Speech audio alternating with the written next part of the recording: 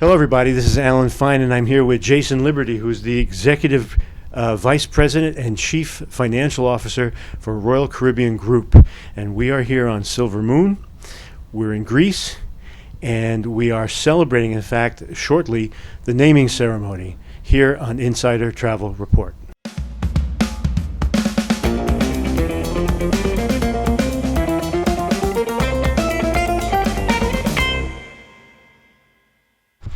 What I wanted to do for our travel advisors is talk about, in broad strokes, what was Royal Caribbean Group thinking back in 2018 when the opportunity came to purchase even a little bit, 2/3 of Silversea's? Yeah. Well, we had Silversea kind of on our radar for well over a decade. When you look at our general approach is we try to be leaders in each of the segments we operate in. And one of those segments where we didn't have a presence was in the luxury and expedition space. And of course, you evaluate in any strategic decision, do you make it, i.e. build it, or do you buy it? One day the opportunity came our way to potentially invest in Silversea. We had a great relationship with Manfredi. We have a great relationship with Manfredi. And he opened up that door, and we made that initial investment in Silversea, bringing it into the family for us to have an offering for all of our guests and future guests in the luxury and expedition space.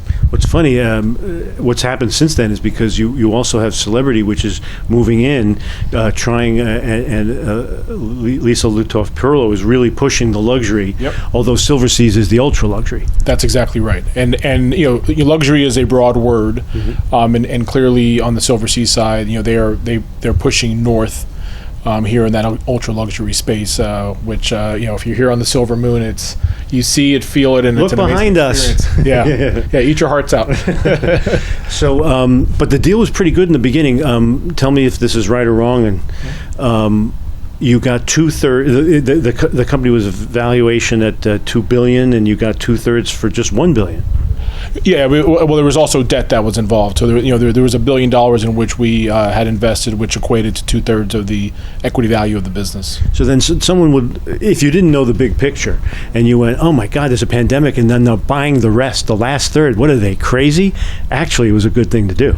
Yeah, I mean, obviously the circumstances around COVID put stress on the entire industry, and the opportunity came up for us to buy the balance. Also for a better price because of the pandemic. For a better price, but at the same time, giving the opportunity for Manfredi to be an investor in Royal Caribbean, in which he is today, right. It was a kind of a win-win for everybody. Well, that's interesting also because by doing that, I think I read it was really your concern was keeping cash flow, and you bought it with stocks rather than cash. Talk about that for a moment. Well, that's right, and obviously in the circumstances that were happening around COVID, we were. Cash is king here, and so we were focused on making sure that all of our businesses were properly supported through this time, and we were able to manage that by issuing stock or providing stock to Manfredi in exchange for the balance of the Silversea equity value. So with a $2 billion valuation in 2018, and now you're buying in and you're investing, you're bringing in new ships too. How long before the company's back up there, you think? Well, I think the valuation today is quite more than what we paid for it initially, in terms of the 2/3 value as well as the 1/3 value that we ended up buying. We have really great ambitions to grow this brand. We have great ambitions to help it also commercially because we have this broad footprint globally with our other brands, and then take advantage of ways in which we can bring synergy, like through the supply chain and so forth, to improve the profitability of the business, while at the same time, and hopefully you've experienced this, we continue to invest in the experience. This is an ultra luxury product. It's an expedition product, and so this acts and behaves differently than our other brands. And so we're very happy with the investment. We're very happy with the horizon of the investment, and it just strategically makes a lot of sense for us. Were you always intending to sell Azamara, or was that also a way to help cash and continue growth in other areas? It really had nothing to do with in terms of generating cash. It was more about when we looked at the parts of the world of the cruise segments we felt should grow, Right. and have a very long horizon and return profile. We had to prioritize, right, because of the current situations. We kind of decided to prioritize on the Royal brand, the Celebrity brand, the Silversea brand, as well as TUI Cruises and Hapag-Lloyd. So a lot of it is you just have to pick your priorities strategically about where you're going to invest today, as well as where you're going to be investing into the future. And an opportunity came up for us to sell that brand to a shareholder that wants to grow that brand. And Yeah, they'll do something good with that. that's exactly right. And they're out there now. I think they're sailing already. That's right. Let's talk about, please, something dear to my heart, and I'm sure the travel advisors, internet connectivity. And let's talk about all the brands. My experience here as a film journalist, having to upload a gigabyte or two a day, Yep.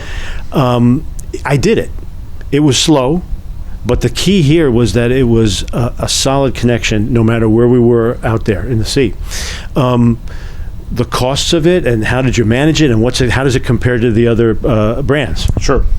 Well, one of my different areas of responsibility is technology, and we have the world's greatest CIO, and we're very blessed to have her. But this has been a journey. We invested as an organization pretty heavily in what at the time was called O3B, which is other 3 billion people technology, which is satellite dedicated beams to our ships, and that allowed us to really have large scale bandwidth being able to be accessed by our guests and our crew. And so over time, that technology has gotten better. It has gotten less expensive, and so we're able to roll that out onto our other brands because we all expect to be connected. We all expect to have on-demand activity and services. And of course, yes, we sail in the middle of the ocean, and sometimes that's not as available as we would like to see it on land. But now it's getting closer and closer, and you will see over the next 3 to 5 years that technology is really scaling, and available, and it's going to be more and more available to businesses like ours. Okay. Did you feel during the pandemic that Zoom? You did some deals. You did a lot of dealing during the pandemic. And Zoom got you face-to-face with people quickly, often. But did you feel Zoom helped or hindered the actual closing of deals? It's a great question. Well, one, I think under the circumstances, Zoom was an incredible tool, or WebEx, depending on the technology that you're using, to stay connected with everybody. Now, I raised, I think, 12 of the 13 billion that we've raised in a T-shirt and shorts in an office in my house. Right. But we've all done that. We've all done that. Yes, I know. But it can be done. But I think it was a tool for us to be connected. But on the flip side of it, being live, this is so much better than us doing it over Zoom or WebEx. But the interconnectivity, the experiences, the collaboration, the innovation that feed us, that feed our business to be what it is today, really requires in-person activity. And so we will continue, I think, to use tools like that. It has been helpful through the pandemic. But now that we're on the other side of this, we're really excited, obviously, to get back into the water. We're excited about getting back into our offices and do what we do best, which is delivering the best vacations in the world. Okay. Well, that's a good segue into our final question. We're going out to over 90,000 travel advisors. What do you want to tell them? Well, I think first and foremost, thank you for all the support you've provided us, through this journey and in the past. And we're obviously ready to go. We're ramping up our business. Demand looks really good, as because you're seeing it on a day-to-day basis. People thirst for experiences. We're in the experience business. You help us and help others connect to those experiences, and we're very excited, and we are leading and trying very hard to lead through this to get as many ships up and running as we possibly can, as soon as we can, but doing it in a very health and safe way so that we're protecting our guests and our crew and your customers and ensuring those experiences take place. Well, we wish you the best of luck. Thank you. And we're excited for you, and we will be rooting and traveling with you.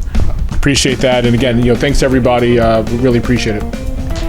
And this is Alan Fine for Insider Travel Report.